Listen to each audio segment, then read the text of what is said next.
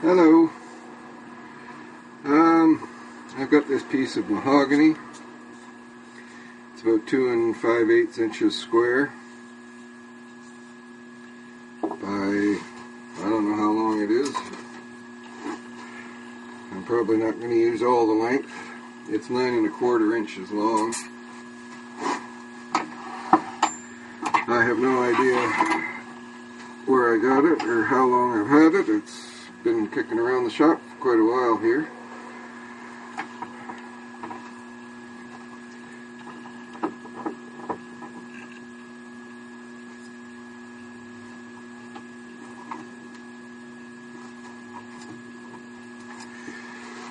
So I'm just going to rough that down the round to start with.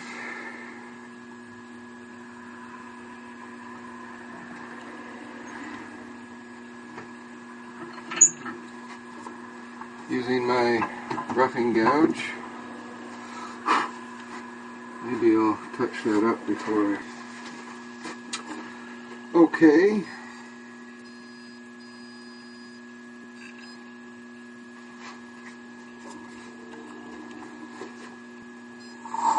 So roughing, I'm going to be cutting from the middle out to the ends, at least until I get it down pretty much round. While you're roughing, raise the handle and cut.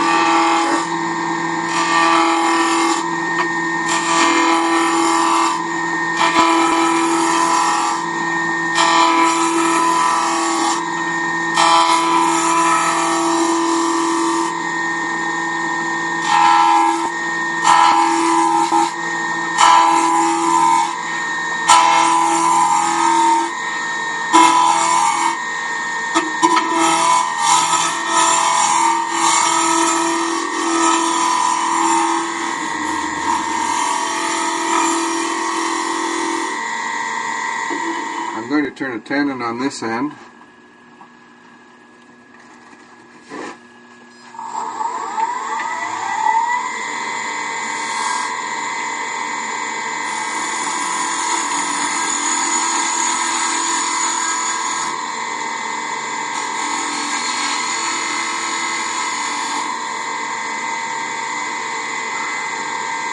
And I'm going to put one on this end as well.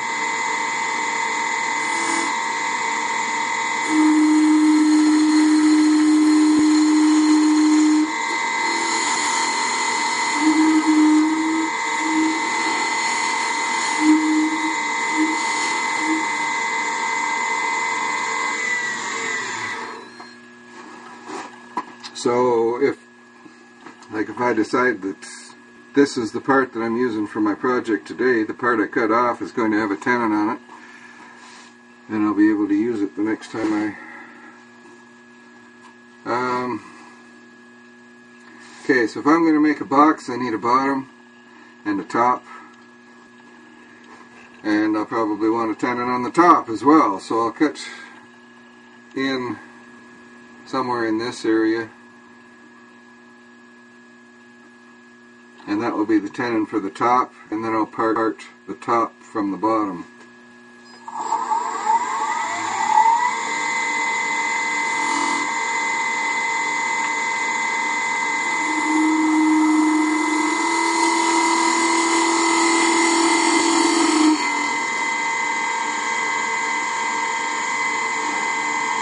And I'll use a thin parting tool so I don't waste any more wood than I need to.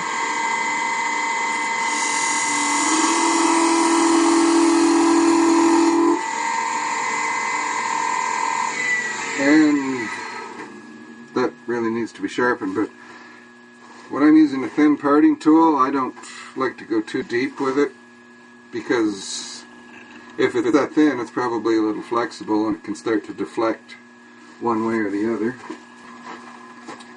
Okay, so I've touched up that parting tool, and I'm going to say that I'm going to part here. This will be the bottom of the box, this will be the top.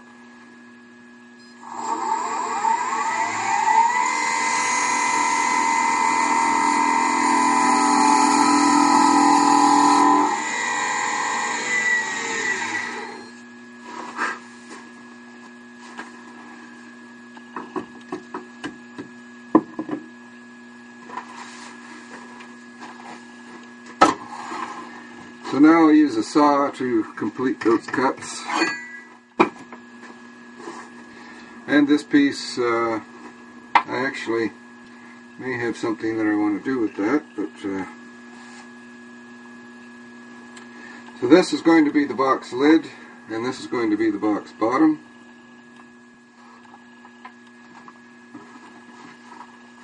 And I'm going to start out by taking a light pass to clean off the end here. Get rid of the burn marks from the parting tool and the saw marks, and give me a nice clean end that is square to the axis of rotation. Removing as little wood as possible, because any wood I take off is going to change the grain match.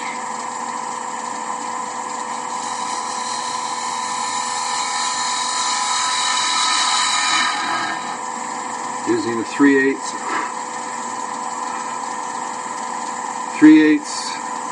spindle gouge.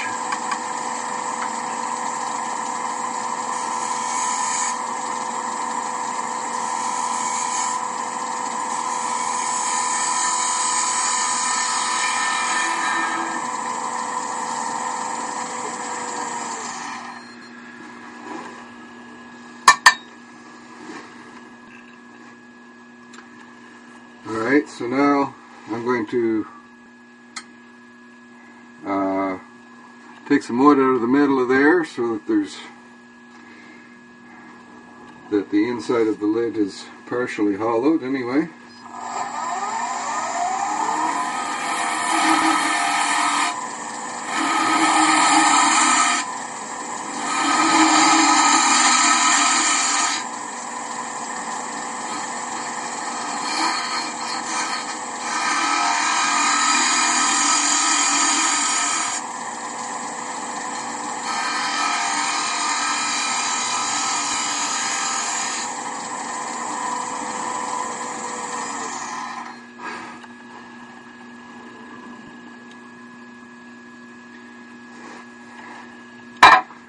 Okay, and on a box you can make a spigot on the top that will fit down into the bottom, or you can make a spigot on the bottom that will fit up into the top. I prefer to have the spigot on the bottom to fit up into the top, so I'm going to make a square-sided section here to fit over a spigot.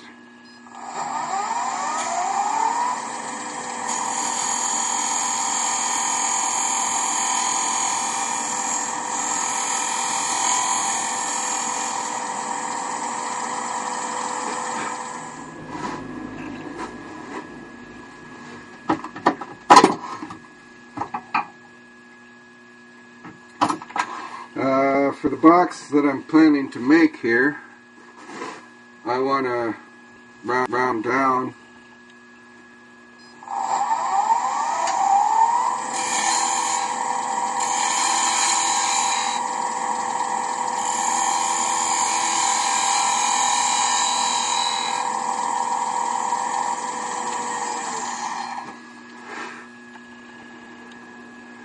okay.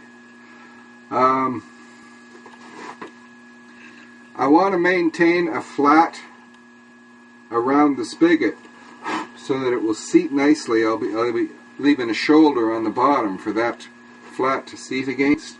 That's maybe a little broader than it needs to be at the moment. I'll take one more pass and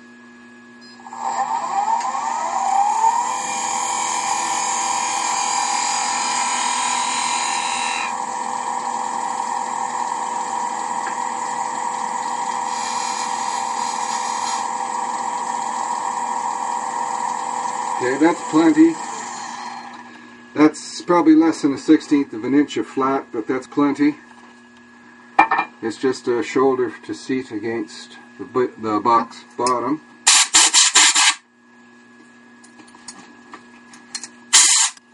Okay, so I'll sand the inside of this, trying not to sand the sides of this spigot recess.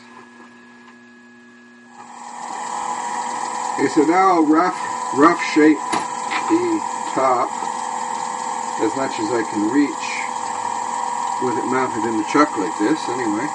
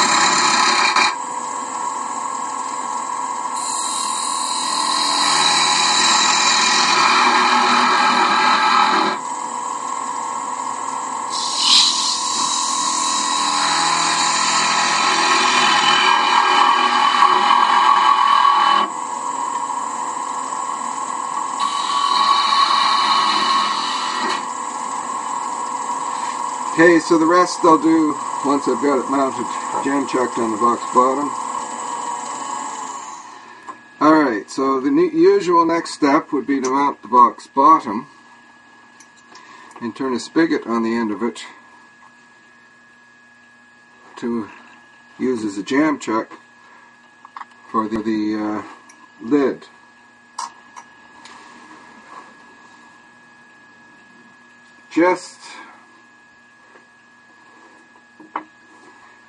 That would be this piece here. In this particular case, there's a trick you can do if you really... The problem with turning... Okay, if I mount that on there and turn a spigot on there to fit into this recess, then I'm losing the length of the spigot because it's going to overlap from my grain match. I was removing as little material as possible here to preserve the grain match as much as possible.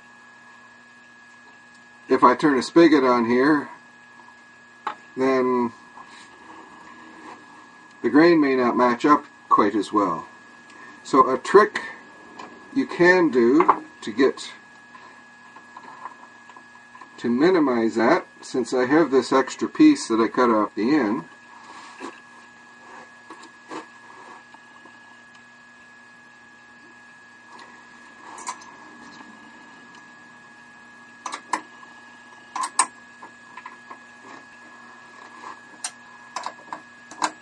to get a better grain match here,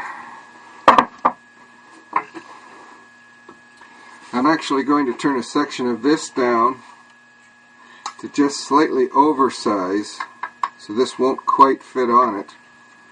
So there, I think.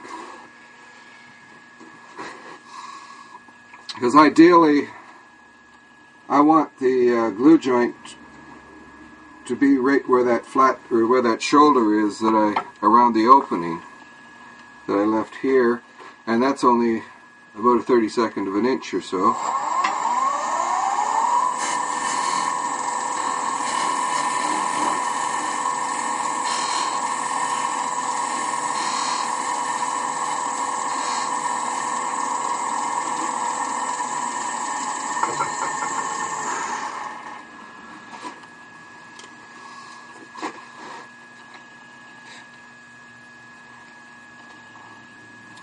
That's just over 1 3/4, so that's probably alright.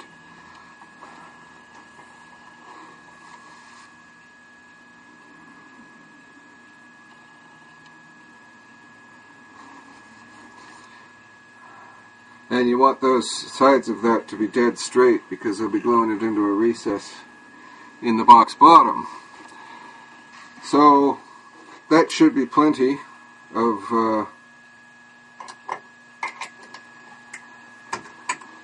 so I'll cut the recess in the box bottom, glue that in, and then part this part of it off, leaving most of it proud for the spigot.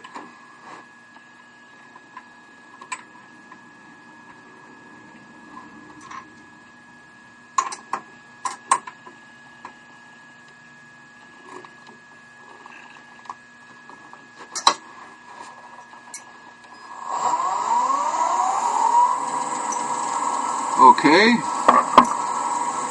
so again, the first step is to clean off the end there. Not that.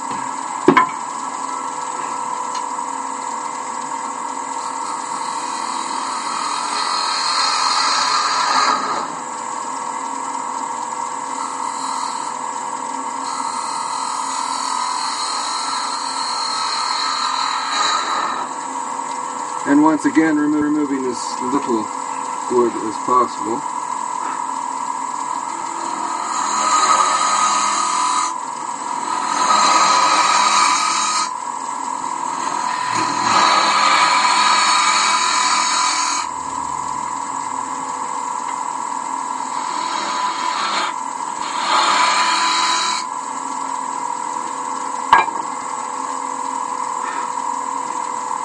Okay, so I have to size that for this.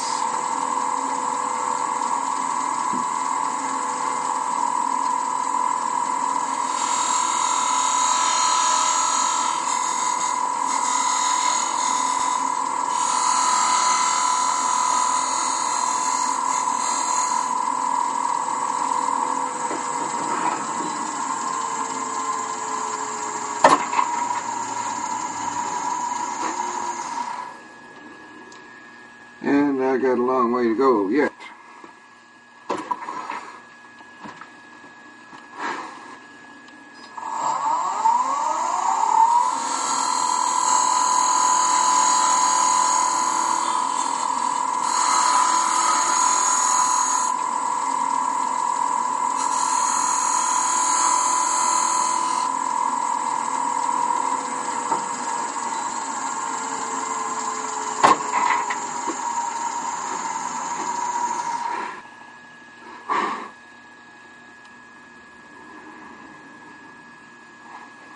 Much closer.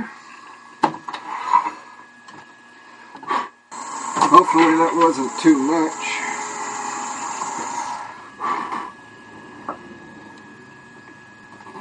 There.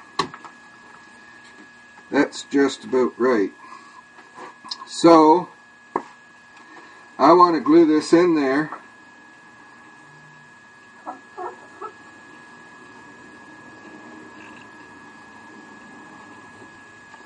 With the grain aligned as well as I can to disguise the fact that it's not that anybody's likely to look at that. And since this is from further down the piece, it's unlikely that the grain match is going to be perfect, but I'll get it as close as I can anyway. So why didn't I put a pencil mark or something on that when I had it in there to help me get it aligned?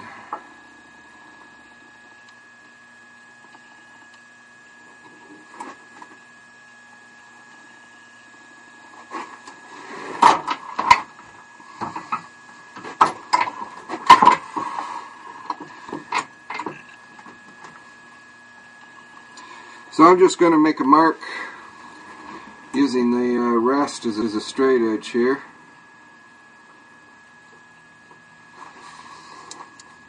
That's fine.